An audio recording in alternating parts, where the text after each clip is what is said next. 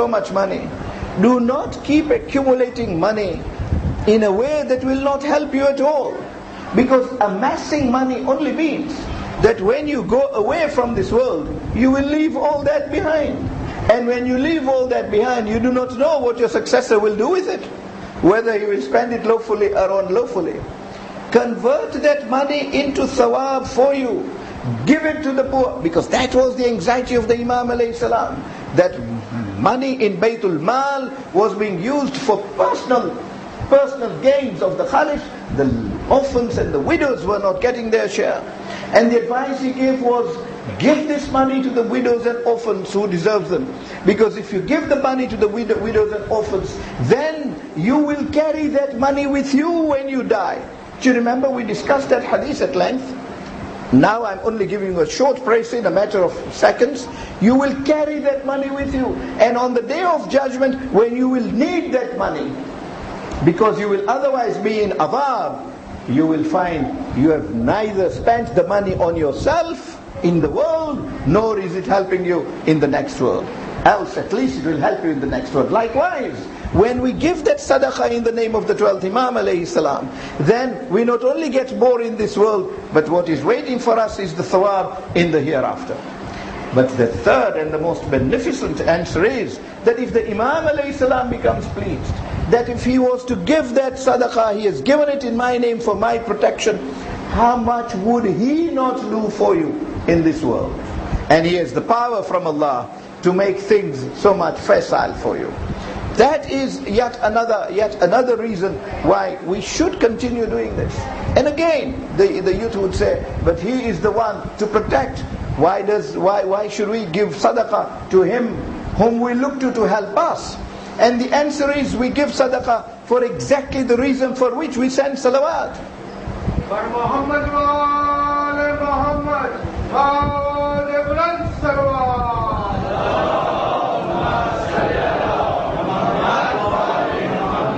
The Holy Prophet, peace be upon him and his progeny, does not need salawat from us. He has so much thawab spared to give to us. And Allah sends salawat on him. The angels send salawat on him. Inna Allah wa malaikatahu yusalluna ala nabi. He has no need of our salawat. Why do we send it then? We send it to show him that not only do we have reverence for him, that we belong to his ummah, we regard him as our prophet, and he means all that to us, that we keep sending salawats to him. The corollary, of course, the byproduct, of course, is that all the gain is ours, because he gains nothing. Allah sends salawat on him in any way. It is on the same parity of logic that we send sadaqah for the 12th Imam alayhi salam. That was the fourth duty. The fifth duty is to perform good acts on his behalf. Good deeds on his behalf. Like, for example, performing Hajj on his behalf. We know he performs Hajj every year. Every year he is in Makkah at the time of Hajj. And many times he is there for Umrah, where is various Umrahs. He does that himself. But performing it in his name, again, is exactly for the same reason. And he knows when that happens, when we have an Umrah performed on his behalf. Abu Adjil was given money by a Mu'min to go to Hajj on Niyaba. So he decided he would go to Hajj. But the extra money that he was getting for the Niyaba, he split between his two sons and gave a little gift to one son, a little gift to another son. One was a pious Mu'min, and he got his half share. The other was not. In fact, there was doubt whether he was a Mu'min at all. But he certainly indulged in intoxicating liquors and in haram activities. But the father, being a father after all, gave the other half to him. He was performing his Hajj in order to fulfill all the formalities, and he was in Arafah. When he was in Arafah, he suddenly finds that there is a brilliant personality sitting there on his own, reciting du'as and supplicating. And you see that all the time in Arafah, people sitting there and supplicating, because it is a place and a time when sins are forgiven. So people sit there, supplicate in the hope that Allah will forgive them. And so was this youth doing exactly that, supplicating to Allah and reciting his du'as and seeking pardon from Allah. And one wonders that if this is the way the 12th Imam alayhi salam behaves in supplicating to Allah, how much more should we be supplicating? How much more should we be spending time in supplicating to Allah and pleading to Him the way He pleads to Him even today? So this person, Adaji, gets so impressed. He says, I will sit next to him. I will do nothing.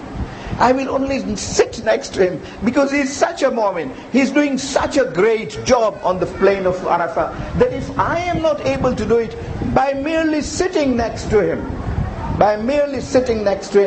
maybe Allah will forgive me my sins. Maybe I will benefit from it. Sincerely must we follow this example of this gentleman and keep contact. This is what I keep saying. Even if we cannot reach them, merely our spiritual contact with them. He is in ghaibah, so physical contact may not be possible, but merely that spiritual contact with him also puts us into the same place, that maybe Allah will forgive us our sins only because of our association with him. And this is why we go to ziyarat of the holy shrines, because merely holding that shrine and kissing that shrine, that contact with a pious personality of that may lead to our salvation. Allah may forgive us. But as he sits there for that very noble purpose, this youth stops supplications, turns to him and says, Adaji, calls him by his name, what have you done? So this man is terrified that I've come here out of respect for this man, and what am I getting out of him? He says, what have I done? He says, well, what have I done? I'm only sitting here to listen to your supplication so that I learn from it. Allah forgives me from it. He says, that's not what I am talking about. You have been sent on niyaba to do a niyaba for your imam, have you not?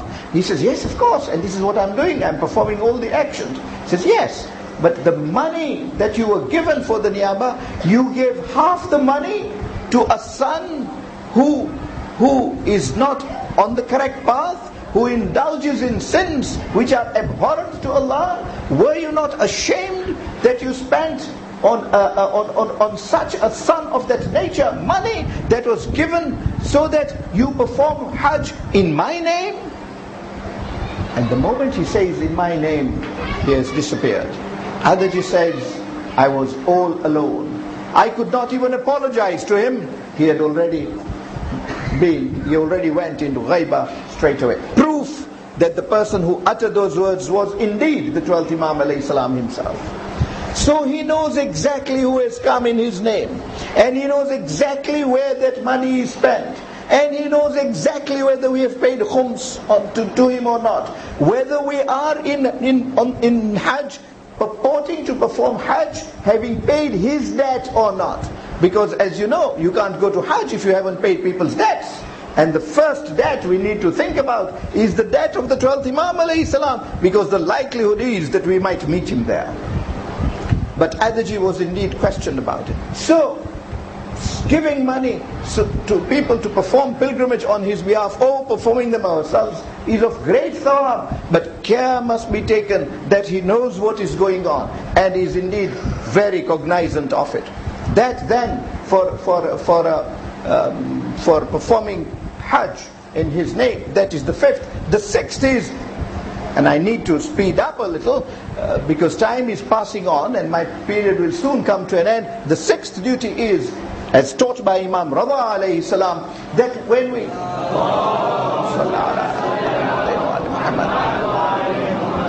when we take his name during ghaibah, it is better that we stand up. We take his name standing up, and we keep our hand on our head, bowing down in reverence to him. That is indeed a teaching. But again, to take no more than a minute of your time on this, can you imagine Imam Rada alayhi salam, 4 generations before even the birth of Imam Mahdi alayhi salam, is spending time teaching us what to do during ghaibah. You can see how important this period is. that the Imams alayhi salam were worried about them and kept teaching us how we should behave so that we pass through this passage successfully and in good salvation. And the seventh duty is to recite du'as. To recite du'as in this period relevant to the 12th Imam alayhi salam. I can do no better than refer you to Mafatihul Jinan. In my very humble work on the 12th Imam alayhi salam, the green book, you will find this matter well set out in chapter 5. All these, and indeed a youth was asking me only a few days back on this. Chapter 5 in that book, from page 72, sets out all these ahadith, all these salutations. It starts with salawat, where you will find salawat on the 12th Imam alayhi salam in Mafatihul Jinan. The salawat to be recited on Friday in the a'mal of Fridays, in chapter 7, is absolutely fantastic. It is not long, it's a short one. Immediately after your Salatul Jum'ah, you can recite it in no time at all before you go back to work. But one salawat of that nature on that day is extremely pertinent. But the least I say is that if you cannot recite salawat on him, there are three long salawats, three reasonable size salawats in Mafatihul Jinan. One is a long one, true, the middle one. But the salawat at the end of Mafatihul Jinan in the appendix also is a short one on the 12th Imam alayhi salam. But if you cannot even do that, do not deprive yourselves of reciting just salawat on him. Just to say, Allahumma salli ala Muhammadin wa ali Muhammad wa ajjil farajahum. Salli ala Muhammadin wa ali Muhammad wa ajjil farajahum. Indeed, because that insertion goes straight to him and gives you thawab of having recited salawat on Ahlul Bayt, all of them, and on the 12th Imam alayhi salam in particular. And it is said that he who recites that salawat with Ajil Farajahum after Fajr prayers and after Dhuhr prayers on a daily basis will be amongst the companions of the 12th Imam alayhi salam.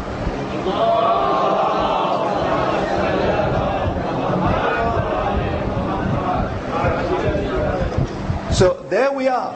Short things, but most efficacious thing. But what is important is, he knows we are in contact with him. We have inner feeling that we are in contact with him. We are not alone. After that salutation is istighatha. That again is in chapter 7. The last one, number 14, is the istighatha of the 12th Imam, on the 12th Imam alayhi salam. 2 rakat namaz are to be recited. Just like Fajr namaz, if you like. Any surah after Hamd. And if there is time, Surah Fath in the first rakat, Surah Nasr in the second rakat. Can I help you? Surah Nasr in the second rakat. And after the 2 rakat, that particular istighatha. The istighatha starts with the words Salamullahil Kamilu Tamu Shamilul Am. What a beautiful way. It is set out from the work of Sayyid Kamal Khan, and it's a beautiful narration. But it is such a short salam, not more than 2 or 3 minutes. In between, after the ayah of Surah Al-Qasas, وَنُرِيدُ أَن نَمُنَّ الَّذِينَ اسْتُضْعِفُوا فِي الْأَرْضِ, that particular ayah, وَنُرِيدُ أَن نَمُنَّ الَّذِينَ اسْتُضْعِفُوا فِي الْأَرْضِ لَجَعَلْتَهُمْ أَئِمَّةً وَجَعَلْتَهُمُ الْوَارِثِينَ. Immediately after that ayah are the words, Ya ibn Rasulillah, Ya Mawla ibn Rasulillah, and then your hajat are to be sought. Very efficacious istighatha. I have had friends from various parts of the world telling me that istighatha has come most efficacious to them. A friend leaves Dar es Salaam in the days when I was there, saying, I'm going to America because my sister has been told she has got cancer. I'm so worried, but I'm stopping in Makkah in between so that I pray. He comes back saying, he says, what do I do? I suggested this istighatha very humbly because the istighatha is so effective. He comes back saying, I went there and I'm told that my sister is cured. There was a misreading of x-rays. Can there be a misreading of x-rays to say somebody has cancer? Misreading? everything is fine. I asked him, what did you do? He said, I recited that istighatha in the very well of the Kaaba. Now the well of the Kaaba is associated with the 12th Imam. That is where he will reappear. Bain al-Rukni wal-Maqam. Inshallah, if we get the opportunity on Wednesday night, we will touch on that. Bain al-Rukn wal-Maqam, between the corner of the Kaaba and Maqam Ibrahim is where he will reappear. That istighatha is enough. I will at the risk of time running against me, tell you a small hadith which is absolutely true. I told you yesterday we've come down to 100 years. Now I want to tell you something that happened in 1956 about this istighatha. There was a gentleman in Zanzibar called Marhum Muhammad Jafar Rashid Nathani. And I know this from my personal knowledge. And I know this from a number of people who were with him on this trip. And they are alive, from whom you can verify. I would not put this to you except for that absolute certainty on the authenticity of that hadith. Indeed, I've set it out even in that green book that I've wrote, because otherwise there may be no access to this information. He was taking a kafala to ziyarat, to Umrah, to Karbala, to Iran. And when they reached Kampala, Entebbe rather, in those days, Entebbe was the place, they were a little late in reporting. Now, when he reached the checking desk, he was told, we have closed the manifest. He pleads to them, saying, look, I've got a complete caravan. So many people are traveling with me. And if we miss this flight, it was going to Cairo, we will miss the connection to Cairo. And if we miss the connection to Cairo, we will miss the connection to Baghdad. And he was going for a Maqsusi. It was absolutely catastrophic for him that they were not being taken on board. But those fellows would not agree. In the meantime, the captain passed to go on board. He stops the captain. The captain says, no, I can't help you. If they've closed the manifest, they've closed the manifest. He was totally shattered, because now he cannot do the whole itinerary again. And the prices go up and everything will be messed up. And in that total desperation, I know this gentleman very well, Marhum Muhammad Jafar Rashid Nathani. I was in Karbala, Alhamdulillah, in 1972. When I went to our Musafir Khana, there was no room at all. The manager tells me, Haji Muhammad Jafar is in that particular room, he is alone. But I can't put you into it without his permission. I said, yes, you can. I know him so well, and he was my client also in Dar es Salaam. I said, I know him so well that there is no way he will object to my being with him. Put in another bed. And indeed, when he comes from the haram, he says, oh yes, Murtaza can join me. One morning when he and I were alone in that room, I asked him about this episode. I said, how true is this episode? And he confirmed every word of what I'm going to tell you himself from the horse's mouth. And this is how I learned exactly what he recited. And that he recited this istighatha because nobody exactly knew. He told me this himself. Only for your satisfaction. So in that desperation, he said, now what can I do? But when we are in desperation, we know that we are not helpless. This is what the youth has got to be assured of. That in desperation, we are never helpless. And even in that state of affairs, the mullah takes out a prayer mat, and he always carried a prayer mat and Mafatihul Jinan. That was always his custom in his handbag. Takes it out, sets out his prayer mat, recites his 2 rakat of namaz, and recites this very istighatha. Salamullahi al-kamilul amud tamilul sham.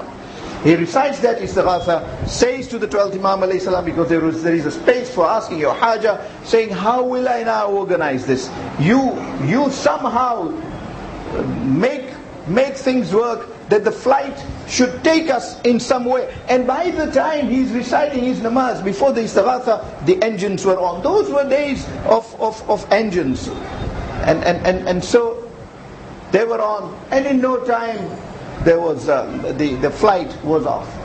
It was in the air. He is still reciting his istighatha. He finished his istighatha. So the people say, Mullah, you are reciting this, the flight is gone, it's already in the air. And he says, let it be. My Mawla is more powerful than the air which is holding the aeroplane.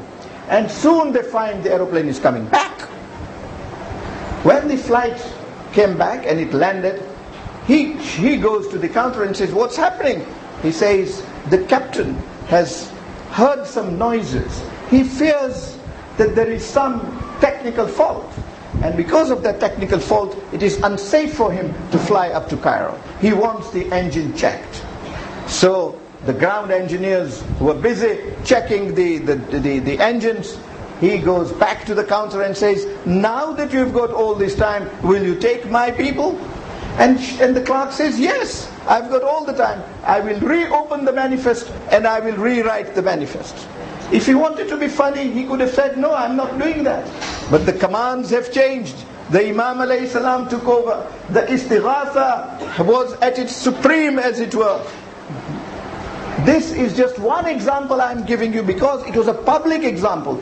That istighatha was publicly recited and the flight publicly came back. The whole of that kafila got on board and the plane flew off.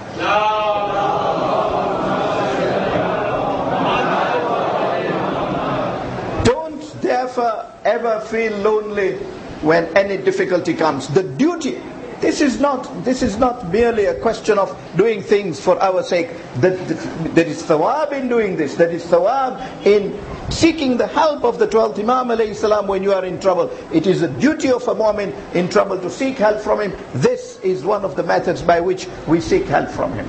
Apart from istighatha, there are various ziyarat to be recited. The ziyarat recited on Fridays for Imam Zaman alayhi salam is extremely efficacious and extremely important. That is one ziyarah we cannot let go. That dua which we discussed yesterday, Allahumma ilahi adhum al-bala, extremely efficacious. So many people have come out of trouble merely by reciting that dua, ilahi adhum al-bala, not to be belittled at all. And as I explained yesterday, taught by the Imam alayhi salam himself.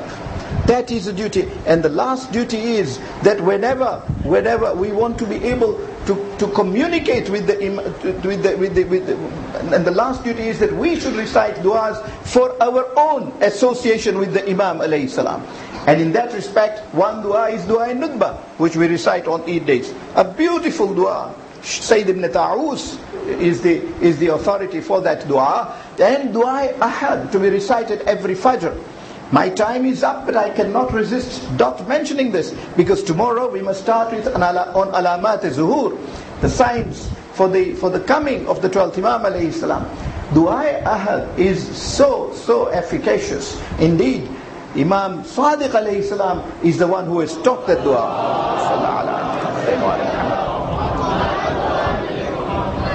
He is the one who has taught that dua, and he says this vastly important matter. He says, he who recites dua ahad for 40 consecutive mornings will surely be amongst the companions of the 12th Imam alayhi salam, and will have his ziyarah in this world.